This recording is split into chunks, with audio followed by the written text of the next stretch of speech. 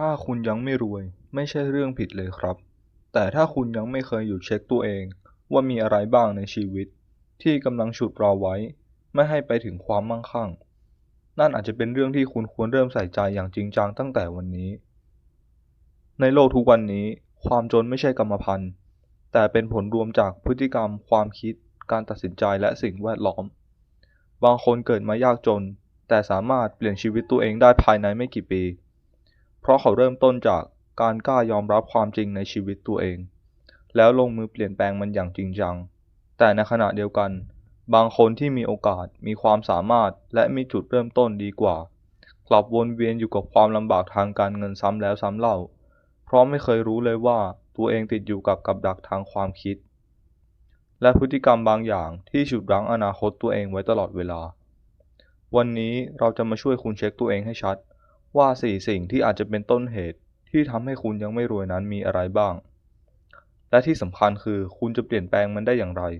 เพื่อสร้างชีวิตที่มั่นคงและมั่งคั่งขึ้นได้จริงในแบบของคุณ ข้อ 1. คุณยังใช้เงินมากกว่าที่หาได้ นี่คือบ่อกเกิดของความจนที่แทบทุกคนเคยตกลงไป หลายคนรู้ตัวแต่ไม่หยุด หลายคนไม่รู้ตัวเลยด้วยซ้ำว่าใช้เกินตัวอยู่ตลอดเวลา ทุกครั้งที่เงินเข้ามาสิ่งแรกที่คุณคิดคือจะซื้ออะไรดีหรือจะลงทุนอะไรดีเพราะนี่คือจุดแยกสำคัญของคนรวยและคนจนคนจนมักใช้ก่อนเก็บทีหลังและไม่เหลือให้เก็บคนชนชั้นกลางอาจจะเก็บก่อนแต่เก็บแค่พอแต่คนรวยพวกเขาวางแผนก่อนเงินจะเข้ามาด้วยซ้ำพวกเขารู้ว่าเงินทุกบาทต้องมีหน้าที่ไม่ใช่มีไว้หมดไปถ้าคุณยังคงใช้เงิน หมดไปกับสิ่งที่ไม่สร้างค่าในระยะยาว คุณอาจจะกำลังวิ่งอยู่ในลู่วิ่งของความจน ยิ่งหาเงินได้มากก็ยิ่งใช้มากขึ้น โดยไม่มีอะไรเหลือ แล้วจะเปลี่ยนยังไงได้บ้าง 1. บันทึกรายจ่ายทุกบาททุกวัน แล้วดูว่ามีอะไรไม่จำเป็น 2. กำหนดงบใช้ชีวิตที่ชัดเจนต่อวันไม่ใช่ตามใจ 3. ทุกครั้งที่จะใช้จ่าย ให้ถามตัวเองว่าสิ่งนี้จะทำให้ฉันรวยขึ้นหรือจนลง ความมั่งคั่งไม่ใช่การมีเงินมากแต่คือการเหลือเงินมากจากที่เราหามาได้ถ้าคุณเปลี่ยนจุดนี้ได้ก่อนชีวิตจะเปลี่ยนทันที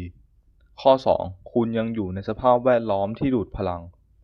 ลองมองรอบตัวคุณตอนนี้คนที่คุณใช้เวลาด้วยบ่อยที่สุด 3-5 คนคิดเรื่องอะไรทุกวันพวกเขาพูดถึงอนาคตหรือบ่นแต่เรื่องเดิมๆพวกเขาผลักคุณให้ดีขึ้นหรือฉุดคุณให้ติดที่เดิมเพราะคนรอบตัวคือหนึ่งในแรงดึงดูดที่ทรงพลังที่สุดในชีวิตถ้าคุณอยู่กับคนที่กลัวความเสี่ยงติดความสบายและไม่กล้าทำอะไรใหม่คุณจะถูกดูดเข้าสู่พลังลบโดยไม่รู้ตัวคนจนส่วนใหญ่มักไม่กล้าออกจากวงกฏเดิมแม้จะรู้ว่าสภาพแวดล้อมนั้นพาตัวเองลงเหวก็ตามเพราะพวกเขากลัวการเปลี่ยนแปลงมากกว่ากลัวความจนกลัวการถูกมองว่าแตกต่างมากกว่ากลัวความลำบากแต่นี่คือจุดที่คนรวยคิดไม่เหมือนกัน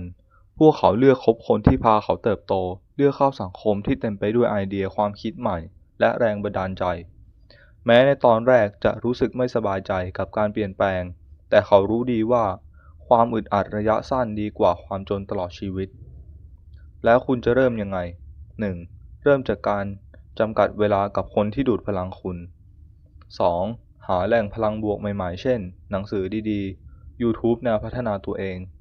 3. อย่ากลัวการอยู่คนเดียวถ้าอยู่คนเดียวแล้วคุณกลายเป็นคนที่ดีขึ้นจำไว้ว่าคุณไม่จำเป็นต้องตัดทุกคนออกจากชีวิตแต่คุณต้องเลือกให้ได้ว่าใครควรอยู่ใกล้แค่ไหนเพราะพลังงานรอบตัวจะสะท้อนตรงเข้าสู่พลังในตัวของคุณ ข้อ 3. คุณยังไม่เคยลงทุนกับตัวเองแบบจริงจังนี่คือข้อที่คนส่วนใหญ่ละเลยเพราะเราถูกปลูกฝังให้ลงทุนกับสิ่งของกับทรัพย์สินกับความสบายแต่ไม่เคยถูกสอนให้ลงทุนกับตัวเองการลงทุนกับตัวเองคือการเอาเงินเวลาและความตั้งใจไปใช้กับสิ่งที่เพิ่มคุณค่าของเราระยะยาวเช่นการเรียนรู้ทักษะใหม่การอ่านหนังสือการฝึกฝนวินัยการดูแลสุขภาพแต่ปัญหาคือคนส่วนใหญ่ไม่เห็นผลในทันทีเลยคิดว่าไม่คุ้มในขณะที่การซื้อของที่อยากได้ให้ผลทันทีทำให้รู้สึกดีก็เลยเลือกความสุขชั่วคราวแท นที่จะเลือกการเติบโตระยะยาว ลองเช็คดูว่าคุณยอมจ่ายเงินกับคอร์สเรียนดีๆได้ไหม คุณกล้าซื้อหนังสือที่เปลี่ยนชีวิตคนอื่นมานับไม่ถ้วนหรือเปล่า หรือคุณคิดว่าเอาไว้ก่อน ไว้พร้อมค่อยเรียน คนที่รวยมักไม่รอให้พร้อม เขาลงทุนในความรู้ตั้งแต่ยังไม่มี เพราะเขารู้ว่าความรู้จะพาเขาไปถึงการมีได้เร็วกว่า วิธีเริ่มลงทุนกับตัวเองแบบง่ายๆ 1. ตั้งงบรายเดือนสำหรับการเรียนรู้ เช่น 10% ของรายได้ 2. ฟังพอดแคสต์หรืออ่านหนังสือทุกวันอย่างน้อย 10 นาที 3. เรียนรู้ทักษะใหม่ที่มีมูลค่าสูงในตลาด เช่น Digital Skill การเงิน การพูด จำไว้ว่า ถ้าคุณยังไม่รู้ว่าควรลงทุนกับอะไร ให้เริ่มลงทุนกับสมองของคุณก่อนเสมอ เพราะนั่นคือสินทรัพย์ที่ไม่มีใครแย่งไปได้ ข้อที่ 4. คุณยังคิดแบบลูกจ้างไม่ใช่เจ้าของ นี่คือกับดักความคิดที่ลึกและอันตรายที่สุด เพราะมันไม่ใช่แค่พฤติกรรมที่เปลี่ยนง่ายๆ แต่มันฝังลึกอยู่ในระบบการศึกษาและสังคมของเราตั้งแต่เด็ก เราถูกสอนให้เป็นแรงงานที่ดี เชื่อฟังคำสั่ง ขยัน ซื่อสัตย์ และทำตามกรอบ แต่แทบไม่มีใครสอนให้เราคิดว่าจะสร้างคุณค่าให้โลกนี้ได้ยังไง หรือจะเป็นเจ้าของอะไรสักอย่างได้อย่างไร คนส่วนใหญ่เลยโตมาแบบรอคำสั่ง รอเงินเดือน รอคนบอกให้ทำ รอจังหวะที่เหมาะ และรอความมั่นคงจากใครบางคน ในขณะที่คนรวยไม่รอ เขาลงมือก่อน วางแผนก่อน คิดล่วงหน้าก่อน เขาไม่กลัวที่จะรับผิดชอบ เพราะเขาไม่ได้มองว่าความมั่งคั่งคือภาระ แต่คือผลลัพธ์ของความกล้าและวิสัยทัศน์ ไม่ว่าคุณจะเป็นพนักงานฟรีแลนซ์หรือเจ้าของธุรกิจ คุณสามารถเริ่มเปลี่ยนความคิดได้ทันที โดยเปลี่ยนจาก mindset แบบรอรับไปสู่ mindset แบบสร้าง เช่น แทนที่จะถามว่าเขาจะจ่ายให้ฉันเท่าไหร่ ถามว่าฉันจะสร้างมูลค่าให้เขาได้แค่ไหน แทนที่จะคิดว่าฉันต้องทำงานให้เสร็จ ให้คิดว่าจะทำยังไงให้งานนี้ทำให้ฉันเติบโต